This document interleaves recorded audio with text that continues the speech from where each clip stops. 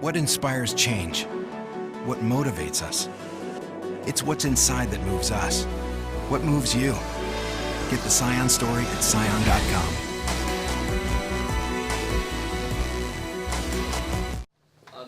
Island mayors are bracing for what should be a very wet and windy night as the tropical depression approaches the island of Guam, and forecasters expect it to turn into a tropical storm by tomorrow. Inarajan Mayor Doris Lujan is concerned that the residents of her southern village may once again be left without water, as heavy rainfall often causes mud or high turbidity that shuts down the Ugam water treatment plant, which supplies water to the south. What I would like is this time around, before the storm hits, I would like the warm water works to bring down at least two water barge, one in Malolo and one in Inarajan, because it's not gonna, if you put one in Malolo, Malolo is larger than Inarajan, so we need another water barge in Inarajan, probably in front of the church. Mayor Lujan says she's already experiencing flooding in the intersection that turns up towards Inarajan's middle school, and she's expecting flooding in the Israel apartments.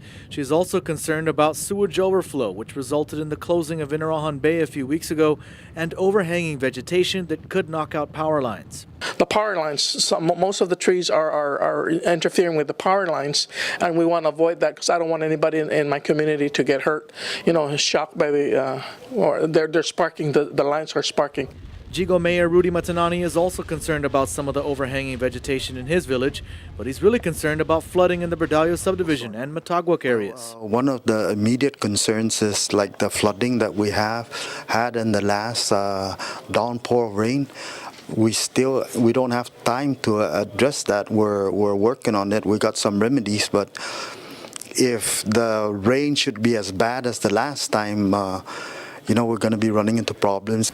Mayor Matanane says that his village has already experienced some power outages due to vegetation hitting power lines. I was called to an emergency where a tree fell down on a power line and two residents was without power because one of the canopies flew and broke the weatherhead. So we're always concerned about vegetation falling on power lines or houses or whatever. That's why I think that these preventive maintenance are very important. Mayor Matanane says his office will stay open for 24 hours, and he's encouraging his residents to call on his office anytime if they are in need of assistance during this bad weather. Barrigada Mayor Blas says she began preparing her village early this morning. We started really early, trying to go out already and look at the low-lying areas, and we started to clean out some debris that are on the roads already, and also advise the residents with the low-lying areas to please get out and get into safety.